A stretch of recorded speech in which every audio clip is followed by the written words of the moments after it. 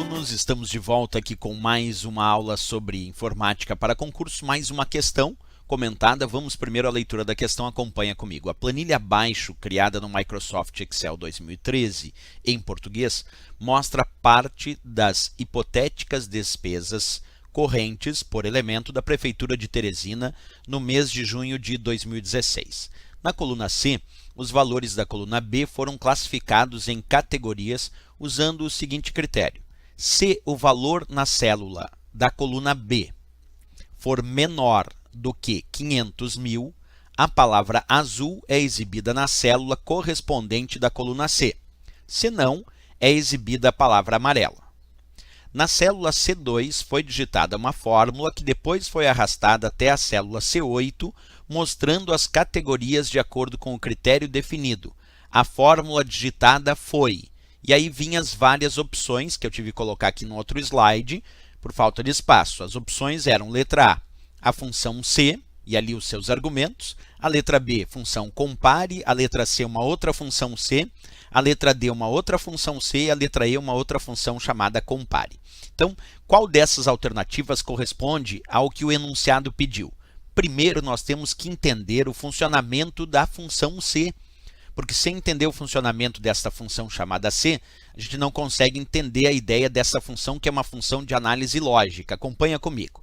Eu vou pegar esse exemplo que tem ali numa das opções, que diz igual SE, abre parênteses, B2 menor 500 mil, ponto e vírgula azul entre aspas, ponto e vírgula amarela entre aspas, fecha parênteses.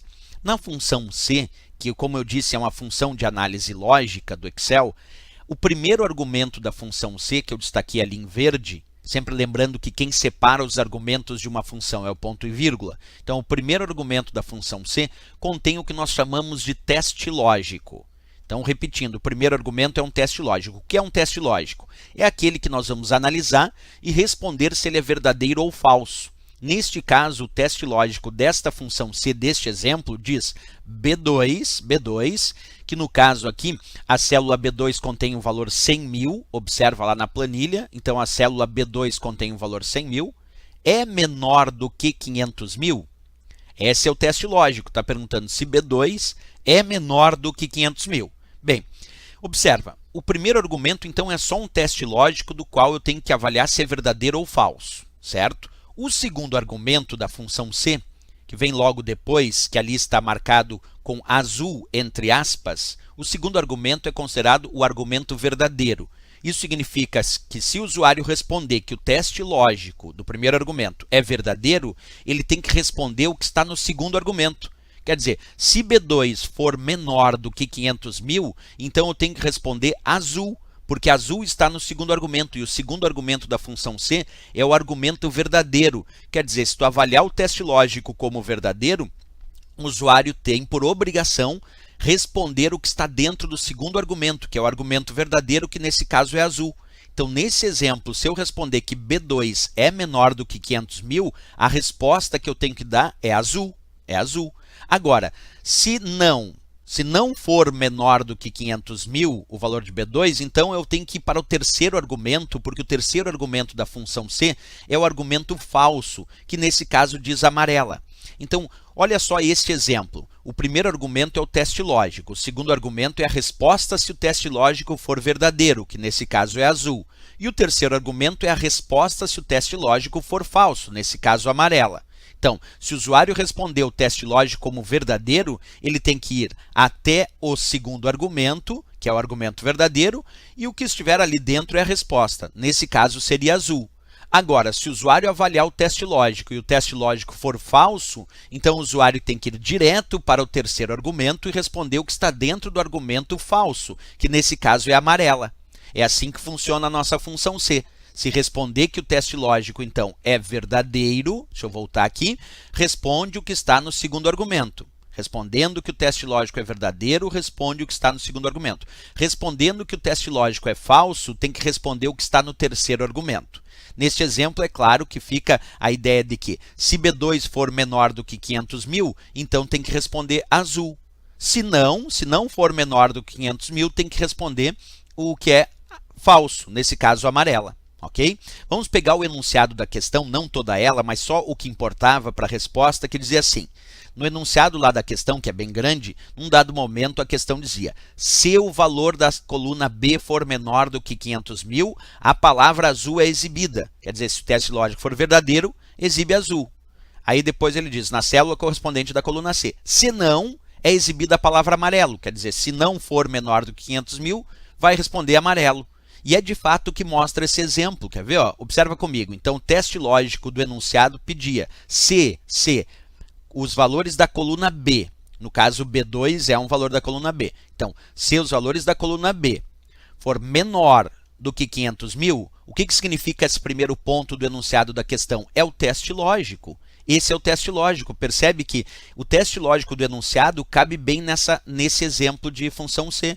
Porque traduzindo aquele texto do enunciado na função C do Excel, fica assim, B2 menor que 500 mil.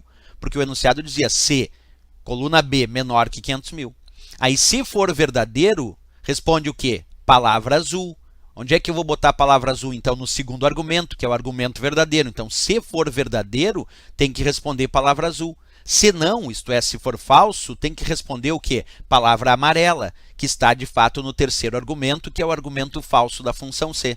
Então, observando este enunciado da questão e observando este exemplo de função C, com certeza este exemplo de função C é a resposta correta para este enunciado. É esta função C que descreve o que o enunciado da questão pediu de fato, ok? Voltamos então à questão, que está aqui completinha de novo para ti, e aqui aparecem então as opções, que eu já marquei ali então como resposta a opção D de Dinamarca como a resposta correta para essa questão, porque é essa aqui que descreve bem o que de fato faz a nossa função C. Agora, dentre as outras funções C, por que eu não respondi a letra A? Porque a letra A botou B2 menor que 500 mil, then, que é então em inglês, não é ponto e vírgula que separa os argumentos, não é o termo then, está errado ali. Aí na letra B está errado porque botou a função compare, não, tem que ser a função C.